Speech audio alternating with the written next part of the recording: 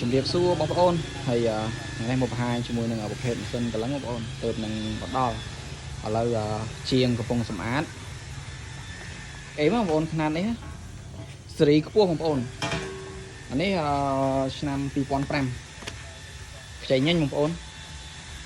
សាច់ឆ្នាំអីនៅអេមរៃអីនៅអេមទាំងអស់បងប្អូនអាចមើលបាននេះគាត់ថាល្ងិតបងប្អូនហើយជាស្អែកខ្ញុំបង្ហាញបងប្អូននេះច្បាស់ជាងហ្នឹងព្រោះរៀងល្ងិតហើយតែខណៈនេះដាក់អេមបងប្អូនសម្រាប់បងប្អូនដែលគាត់កំឡុងគ្រឿងម៉ូតូឬក៏ប្រភេទគ្រឿងផ្សេងៗដែលគាត់ចង់បានណាអានេះទួលប៉ែតបងប្អូនຂະຫນាតទួលប៉ែតវត្តលើទួលចូលខ្សែ2អានេះប្រហែលបញ្ជាក់ជាក់ស្ដែង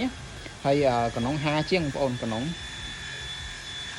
ចឹងដឹងតែអេបងប្អូនហើយសាច់ឆ្នាំអីបងប្អូនមើលនេះខ្ចីញញចឹងបើសិនជាបងប្អូនចាប់អារម្មណ៍ចង់បានបងប្អូន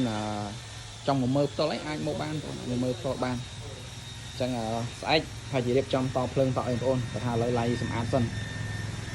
ចឹងបើចាប់អារម្មណ៍បងប្អូនអាចឆាតចូលเพจខ្ញុំផ្ទាល់បានបងប្អូនឬក៏បងប្អូនអាចតាក់ទងខ្ញុំបានតាមលេខ Telegram ហើយចំពោះម៉ាស៊ីននេះគឺធានាជូនបងប្អូនសាច់ឆ្នាំអេបងប្អូនខ្ចីញញសេរីខ្ពស់